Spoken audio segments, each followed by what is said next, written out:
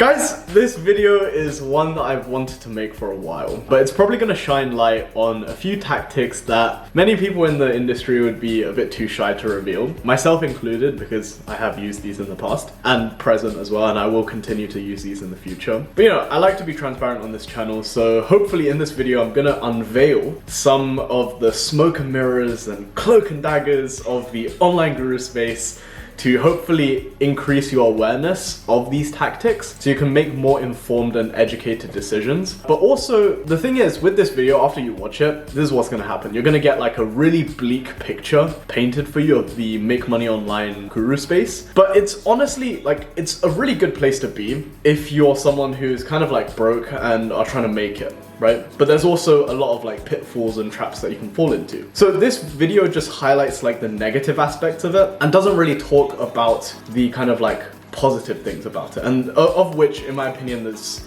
you know, the positive side vastly outweighs the negative side. But again, that could just be like my survivorship bias, which we'll get into later. So the goal of this video is to make you aware, right? It's not to name any names, so you're not gonna catch me like talk about anyone specific or any of my own negative experiences. It's literally just like, okay, I had a negative experience happen to me. These were the tactics that kind of like enabled this. How could you actually circumvent it next time, right? So to date, I've spent probably like around $20,000 to $25,000 on online courses, coaching, consultants, just working with service providers in general. And one time I had to ask for a refund for $8,500 for a really, really terrible program. So you can see, like, I've been through the trenches on this, right? Obviously I haven't spent like anywhere close to some people as like 50 to 100K, but it's a fair amount in my opinion. So I feel somewhat qualified to talk about this, right? And let's start with one of the biggest areas that people kind of get fooled by, which is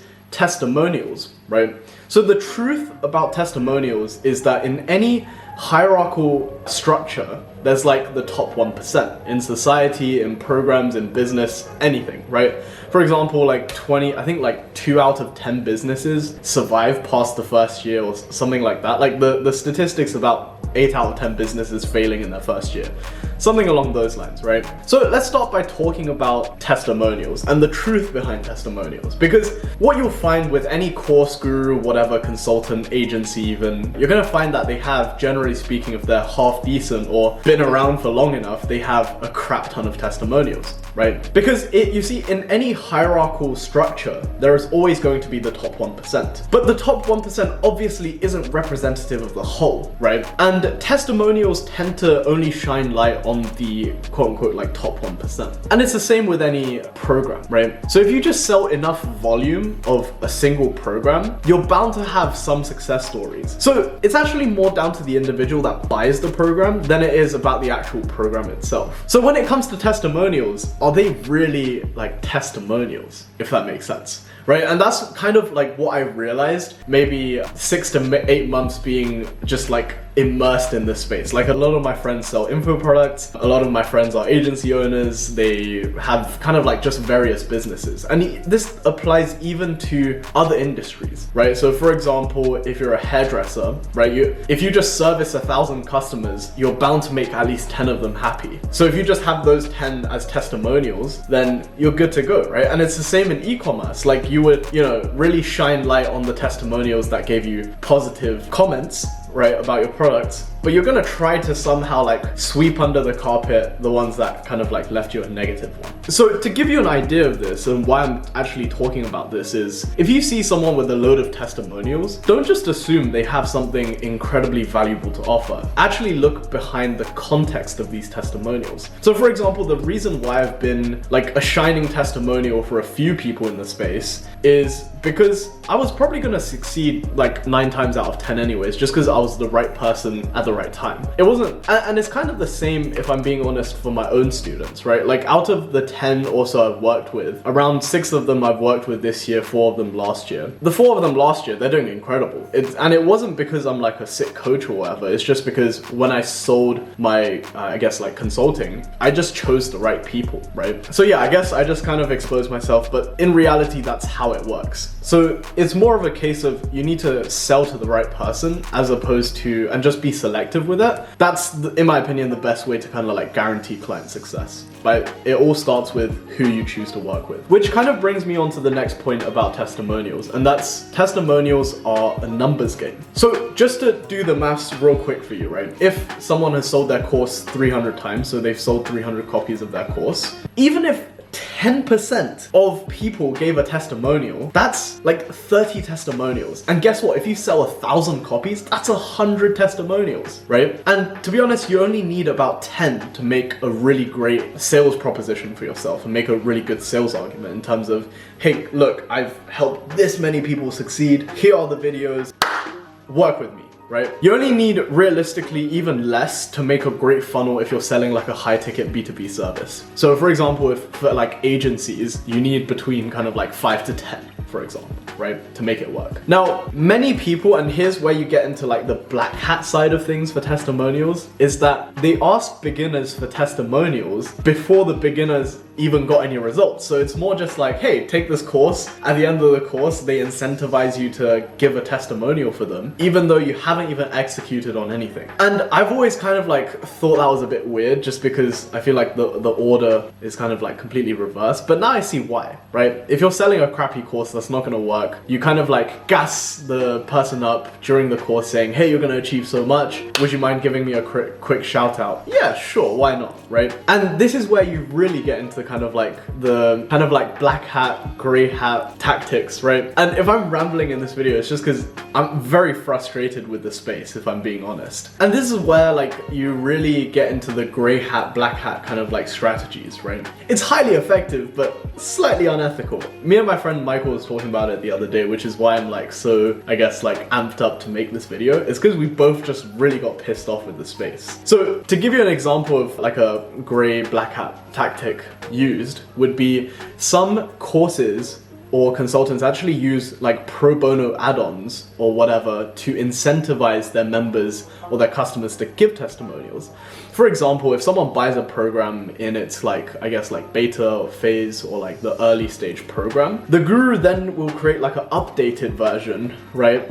And obviously it's common sense would dictate you that, you know, you would just give your customers that paid for the old one and upgrade to the new one completely free of charge, right? That's like the normal ethical things to do. But the guru might say, hey, to upgrade for free, you have to give me a testimonial in order to upgrade, regardless if, you know, you got a result or whatever. Now imagine you sold 1,000 copies of the old variant of the course and they just asked you for a testimonial. Of course, at least I'd say 10% to 20% of the people are gonna give a testimonial. So let's say they sold 1,000, they just got 100 to 200 testimonials right there. And then you can just like pick and choose and cherry pick the best ones, and you're gonna have like, I don't know, at least 20 glowing testimonials of your customers sucking on dick, right? And that's the fact of it. And more times than not, out of like these 1 to 200 testimonials, they're probably gonna say good things about you, because if the guru is offering them something completely for free, like the customer doesn't want to be a dick and just like cuss the guru out or like highlight all of the negatives, right? And they probably even fearful of, hey, if I say all of the negatives, that person might just like revoke my access completely. So yeah. There you go, testimonials acquired. And you know, social proof is huge in terms of trying to sell someone something. If you have social proof, the job is like much easier, regardless of what anyone says. Some people would say, oh yeah, you don't need case studies. Yeah, it's true, you don't need case studies. Like I got started with case studies, but I can't lie, having case studies now make closing so much easier. Next topic, and that is sales. Let's talk about it, right? So sales psychology is really important and really powerful and a super interesting topic that I'm actually quite passionate about. But it can veer into like the unethical side so easily, because it's impossible for someone beginning in sales to not make those mistakes. For example, I've made every mistake under the sun, right? I've overcharged people in the past. I've applied pressure tactics when I shouldn't have, right? I've closed people simply because they really wanted to be closed, even though I explained to them the risks, but I still let them pay, right? Ultimately, that's still my responsibility. But the truth of the matter is, everyone has to go through this. So for every person I overcharged, there was probably like 3 people I undercharged to, right? And I realized, okay, to the people that I undercharged to, okay, I need to raise my prices. But then it's inevitable to find that like sweet spot equilibrium. You need to experience both sides of the spectrum. So when I see people use unethical selling tactics, it's not that I even fault them for it now. It's just like, okay, I get it. You need to find an equilibrium and you probably just made a mistake and it's an honest one, right?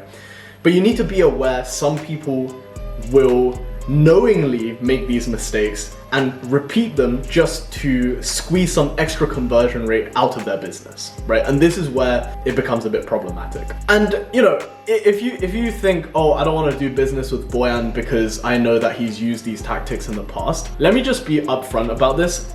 Everyone has done it. Like, I don't know a single one of my friends or a single person that have sold me something that hasn't like eventually confessed to me after we got a bit close, like, you know what, like these are the mistakes I've made. And you know, if you're a business owner making a significant amount of money, you would be able to understand what I just said. So, and that's totally fine because I don't help beginners anyways. So everyone does this. You just really need to be aware, because in sales, you will have your cognitive biases not used against you, but used to kind of like guide you towards quote unquote like converting. And yeah, you just kind of need to be aware of it and be able to step back and make a logical decision that will benefit you in the long run. Which kind of brings me on to the next point, and that is the game of incentives, like playing incentives, right? Often what you'll find in business is that there is a huge clash of incentives in terms of like, you know, whenever there's like a monetary transaction involved. So the quote that this kind of like concept is inspired by for me recently was because I'm reading this book called Anti-Fragile, and a quote from there is, "What kills others makes me stronger." Now you might think, oh my god, that's such a like a Machiavellian way of thinking, and it's very very unethical. It sounds unethical, but the reality of it is what it actually means. So for example, right, I run an email marketing agency. If like a click of a button, all of the other email marketing agencies in the world disappeared, aka they got killed, right? What kills others makes me stronger. So now, just because of the sheer lack of competition in the market, my business naturally becomes stronger. So yeah, that's essentially what the quote is about. And you need to understand that in business, most people are somehow incentivized to like not screw you over, but as in like benefit from a transaction where you might lose out on. There's very rarely kind of like win-win situations, because win-win situations dictate everything's 50-50, right? But in reality, win-win situations is always one person wins more, the other person wins less. Or worse, one person loses and then the other person wins more. And then it's just framed in a way where it's like, hey, it could be win-win, right? Now, you need to understand when there is a monetary transaction involved, people are incentivized to, at least in the short run, sell ice to Eskimos. So what I mean by this is, let's say I suddenly just create like a agency growth course, right? If my exit plan or if my intention with this course is to maximize profits within the next year, man, guess what I'm gonna be doing? I'm gonna be like, yo, this is the best course ever, and just focus on selling the program and just pushing it as much as possible. But unless I actually have a good program, what I'm actually just doing is I'm profiting in the short run and just kicking the can of complaints, refunds, chargebacks later on down the road. And a lot of people in the online space, because they're kind of like beginners, including myself included, in the entrepreneurship space, they fail to have the foresight of like, oh, okay, well, a year from now, I'm gonna have completely burnt and ruined my reputation, making it very difficult for me to start future ventures, right? So some people actually just see this online space as like a sprint, not marathon. And those people are very dangerous to do business with,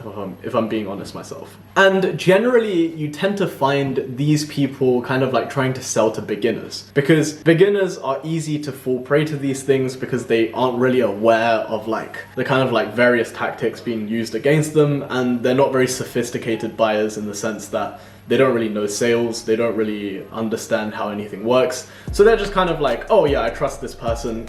Here's, you know, my naive trust put into you. And that's like another reason why I just stopped coaching beginners, because it was honestly really difficult for me to select the right person to actually take on as like consulting clients for the agency space, because most people, they're just not like a good fit, and it just like kind of really hurts me to, I don't know, be like, hey, you can't do this, or at least not in your current state, right? So yeah, that's why I don't coach beginners anymore, and because I don't want to have this like, I don't want to be incentivized to almost sell beginners a dream that they may or may not be able to achieve. Now, you need to understand, where there is a clash of incentives, there is a risk of you being screwed over by your own naivety. Like if you get screwed over by this, you have to understand it's ultimately still your responsibility, because you made the decision and you made the decision to get on a call with that person, whatever. You really need to take ownership of that decision and just find a way to move forward. Obviously, you know, you got screwed over, it's wrong, whatever, but from like a internal perspective, you need to realize, okay, cool, I need to move forward from this, such and such,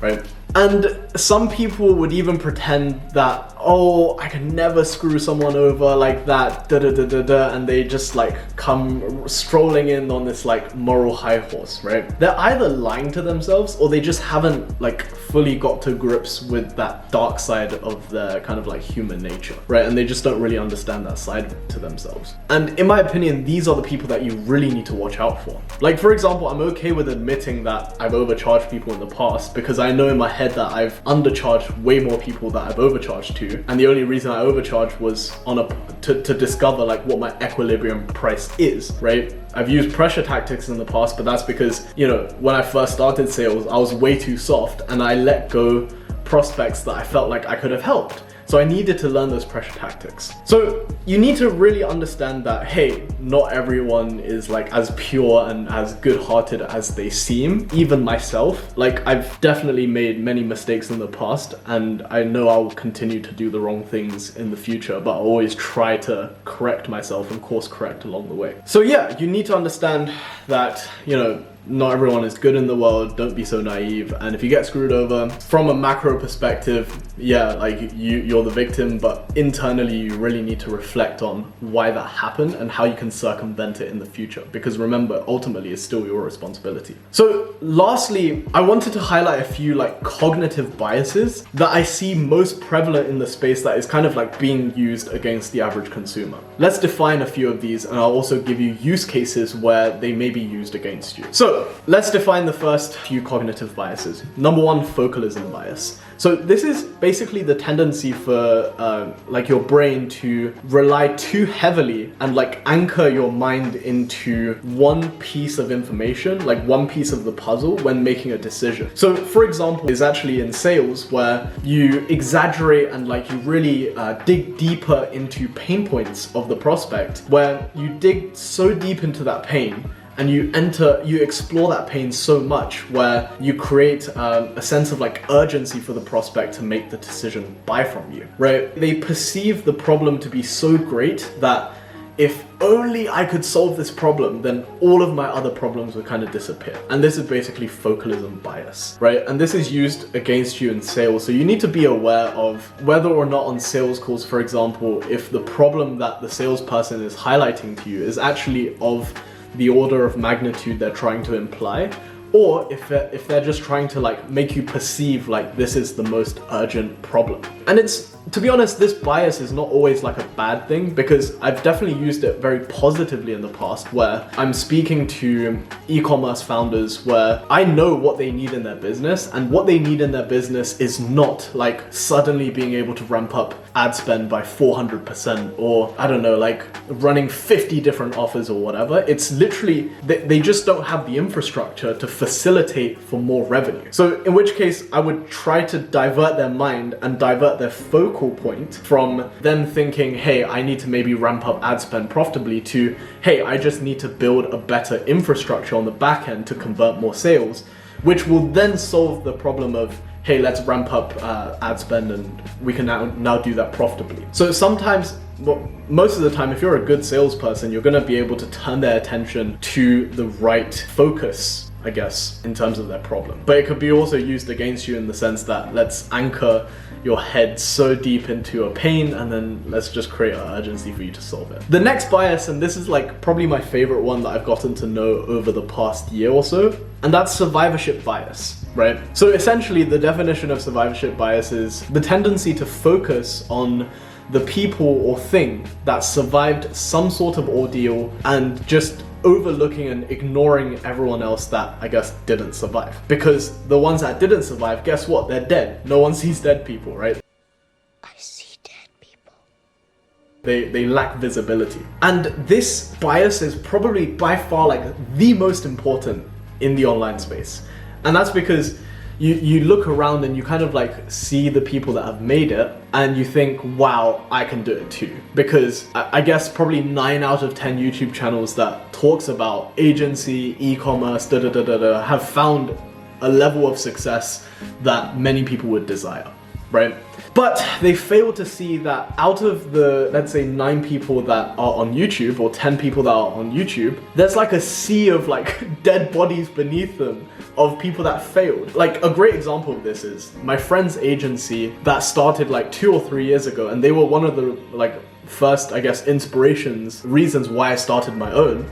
But they started 3 years ago and they're fucking nowhere, right? And same with the people that were kind of like my accountability partners in the beginning, where we were both starting from zero, or as a group we were all starting from zero. I was the only one that made it. So survivorship bias is really prevalent because you guys will only see me, but you guys basically ignore everyone else that quote unquote didn't make it, right? And essentially this kind of like exaggerates the probability of you being able to do it in your head as well, right? And that's a problem, but I'll also talk about why that could be a good thing and how you can use that to your advantage in the later on. But this leads me to like the next bias, and that's confirmation bias. So confirmation bias is your tendency to search for, interpret, and focus on information that confirms your current reality and your current perception of things and perception of how reality is. An example in this space would be if you think that e-commerce is the best niche to go for in the agency space, or for example, if you want to scale